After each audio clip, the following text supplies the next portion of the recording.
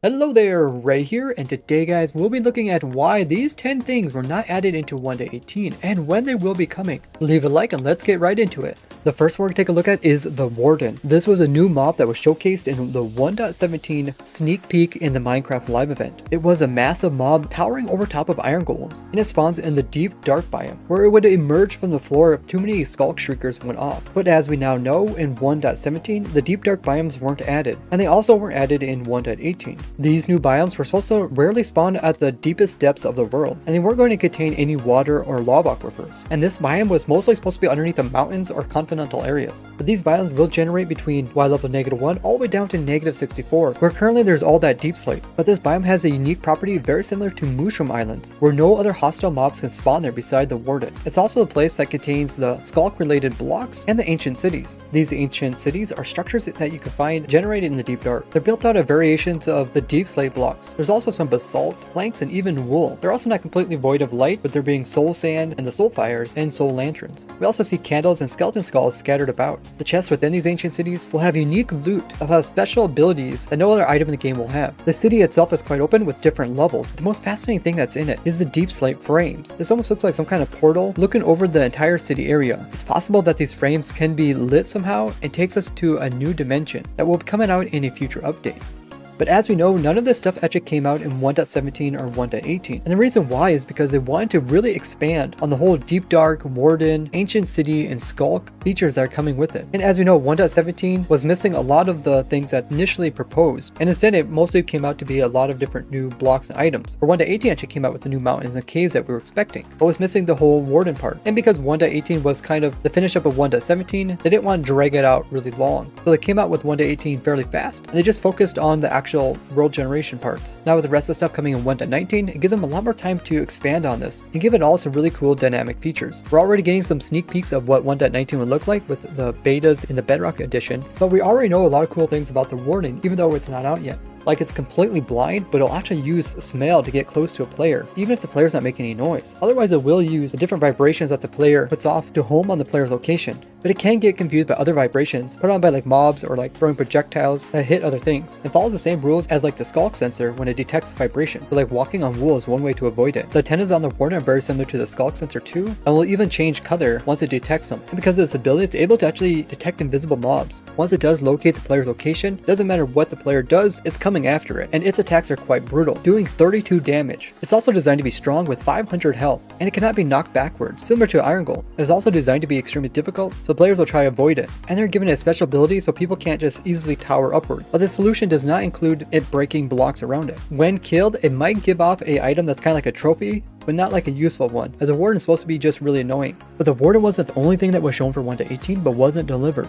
Let's take a look at the mysteries behind the Goat Horn. The Goat Horn was an item that was added into the beta of the Bedrock edition back in October of 2020. But with the 1.17 update, goats were added and you can actually breed them using wheat, and you're able to milk them, and you're able to use like leaves of them, and killing a goat only drops some XP orbs but no horns or meat. But despite these guys having horns on their head, there was no horn item in the game. And they showed that if the goat would run into some blocks, it would break off one of its horns and it would drop as an item. And this can be done up to 2 times per goat, at which point the goat would have no more horns and couldn't drop anymore. But goats don't drop their horns in the current experimental beta. But the goat horn can be found in the creative menu.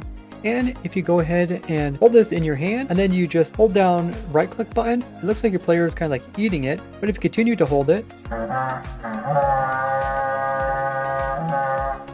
it plays the raid noise when a village is under siege. Currently it really doesn't have a use, but maybe it will be used to call the raiders to you rather than the village that they're trying to go towards. The horn does produce noise, and as we know, noise is what the Warden uses to detect stuff, so maybe this will distract the Warden in some way. It would also be cool if you can actually turn this horn into like a Viking helmet.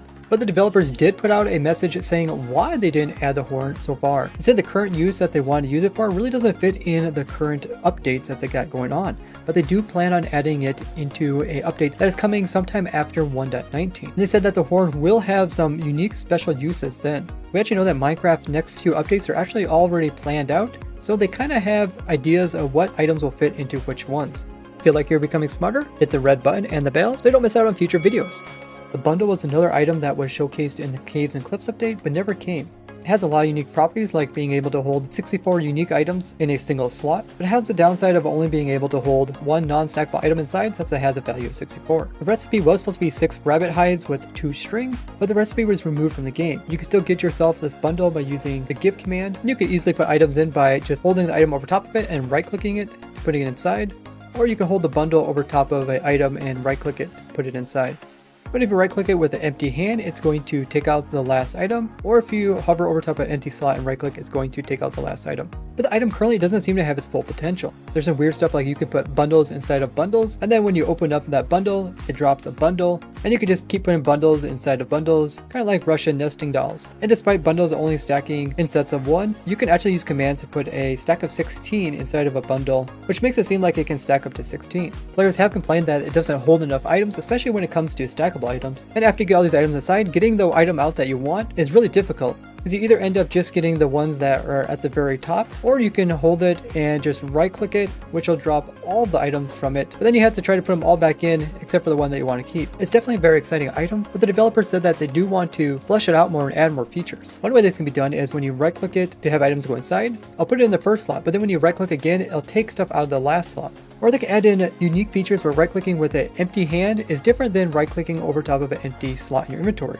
People have also suggested that maybe you could just aim at different items on the ground, and then you could right click them to automatically put them into the bundle. That way you can completely avoid the whole inventory management problem. It might also be cool if you could put them inside like dispensers, and when you use this, it would drop out all their items and keep the bundle inside. That way you can use it more automatically. Another cool feature might be if you have items inside of it and you right click, it will immediately place it as a block if it can, but it will choose randomly from within the item slots. That way you could kind of use different bundles to put down random vegetation, so like a randomizer when you're building. Now they did say the bundle will eventually come out to survival, but they really want to take time to make sure it works properly. Now it is supposed to be an early game item that's not supposed to solve the entire inventory management problem, with there being so many items in the game and so little space in the player's inventory. So giving this item feature of being able to just hover top of it and then just directly click into this menu to grab exactly what item you want is probably too overpowered for such a cheap item.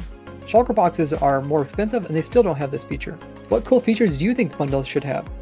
Archaeology is another thing announced for the Caves and Cliffs update. They also have these dig sites where players can use brushes to sweep off dirt and gravel in order to discover artifacts. This include precious blocks, but also ceramic shards. These shards could be put onto a new clay pot and fired up to make a painted clay pot. Although they did put a lot of work into archaeology so far, it didn't really fit into the Caves and Cliffs. So instead it's being moved into a future update. It's not going to be 1.19, but something beyond that. They did try to make archaeology Minecrafty, but give a deeper look into the history of Minecraft and the lore behind it, while still allowing players to make their own lore for the game. But more recently, there was 3 things that were actually in the 1.18 snapshots, but never made it into the full release. The first one being that Lytras could glide without taking durability. It only would take durability when using a rocket to boost. This made strategies like boosting straight up and then gliding very effective in making your Lytra last longer. But with it came a nerf where each firework boost would make the player go twice 6 blocks per second rather than 30. Most players were accepting of the durability change, but not of the rocket change. Now the idea behind nerfing the rockets is that because of 1.18, it is much slower on servers for new chunks to be generated. So they didn't want people to just use their Lytras to zip through chunks, bringing down the performance of servers. All the changes were then reverted back in an upcoming experimental snapshot. The reason this never made it to the 1.8 full release is that they wanted to come out with 1.18 relatively soon, and it felt like this was a feature they needed to think about more before just releasing to everybody. The next one would have had some fairly big impacts. This one would have changed the way that mobs would spawn into the game. In Java, they spawn from the bottom of the world going upwards, so if you make farms where mobs naturally spawn inside them and then you kill them, you'd want them to spawn in again fast. For this reason, the lower you build your farm, the faster it would spawn in mobs. And in an early 1.18 snapshot, they came out so that instead of mob spawning being faster towards the bottom and very slow at the very top of the world, they made it so it was the same speed no matter where in the world the mobs spawn, and the speed in which they would come into the world would be equivalent to Y level 64 or seed level in version 1.17. Most people build their mob farms at the surface of the game, so with this change, it would increase the loot by quite a bit. A farm like my simple witch farm using hoglands would produce 3,600 items per hour, a 14% increase. And this had a really big effect on farms in the nether dimension because of the bedrock ceiling at 128, which is double the height of sea level in the overworld, and the speed of mob spawning is based off of the tallest block, so farms in the nether were typically always a little bit slower despite them being built below the bedrock. So this change would have really helped over there, where my simple wither skeleton farm would produce 1,200 coal alone, which is a 43% increase. And my simple pigment farm that produces XPs, gold, and bartering loot would have got a 51% increase, producing almost 120,000 items per hour. But once again, this did not make it into 1.18, as they didn't want to force us onto players with not enough time to really fully test this. Keep in mind that during this time they were working really hard to fix all the technical things to do with 1.18, having deeper caves and taller mountains. But because they didn't come out with this change and they did increase the depth of the world, it turns out farms got even slower than 1.17. A general mob farm producing over 15,000 items per hour in 1.17 now produces less than 10,000. This change would come with some downside, such as farms that take advantage of being really fast at the bottom of the world, such as like an Enderman farm, would have become slower. Or if you would have put your farm down low and removed the blocks above it in the overworld, you would also see your rates go down, despite the work you did to remove the blocks above it. Keep in mind that actual perimeter where you dig the blocks all around the farm down low don't actually help the farm out. It is typically just done for looks or as a fun way to spawn-proof the area. But there is other ways to easily spawn-proof stuff, which I use in my simple farms. Now they did say that this change may come in the future when they have a little more time to work on it and get feedback from the players. Overall, this is a pretty exciting change, as most players build their farms at sea level, and this would actually help them. Plus, this will also get us closer to a parity with Bedrock Edition, as mob spawning is different over there. The third thing in 1.18 snapshots and never made to full release was a short-lived change where they had zombies not spawn inside dripstone caves. This is the same time where they added in so drowns could actually spawn in there. Maybe they thought since drowns spawn there, then zombies don't have to, or maybe they're just trying to equal out the mob spawning ratios. But either way, in the next snapshot they reverted this change, so now zombies can spawn there as well as drowns. The next two we're going to take a look at are kind of strange things. The first one is that when azaleas were added into 1.17, they didn't come with a new wood type. Instead, they're just using the oak wood. In the past, when dark oak trees were added as well as acacias, they were temporarily given other wood type such as jungle trees during the snapshots when they were being worked on. But when the full release came on those blocks, they came out with the new wood types, but this did not happen for the azalea tree. To this day, it still has oak. Maybe because azalea kind of has similar wood type as well as textures as the current ones. Azalea in real life is very spindly, and it's a bit hard to describe exactly how it looks. There is mods that come out with azalea wood, in which case they make it kind of a purple color. Currently, there is a lot of different types of wood already. Maybe they just don't want to have more variation. And if it was added, they would also have to add the log types, the stripped variations, the wood variations, the stripped wood variations, the slabs, the stairs, which is quite a bit. Do you think azalea should have their own wood type? And if so, what should it have looked like? This next one goes out to all your Bedrock Edition players. It has to do with Shulker's ability to split, actually making Shulker Shell farms possible in the Java Edition. As you guys know, I designed about 20 different types of Shulker Shell farms, and my most recent design is probably the one that is most used in Minecraft. But I get tons of comments saying, why doesn't this work in Bedrock Edition? And that's because you guys don't actually get the Shulker splitting yet in the game.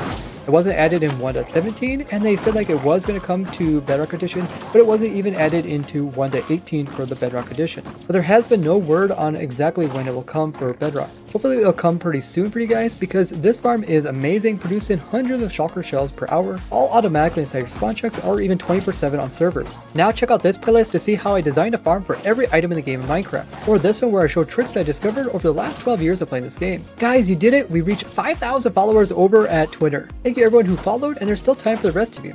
I do occasionally post real life pictures over there, and maybe you'll even get a glimpse of my dog and my cat. Thank you all for watching, and I will see you guys in the next one. Bye bye!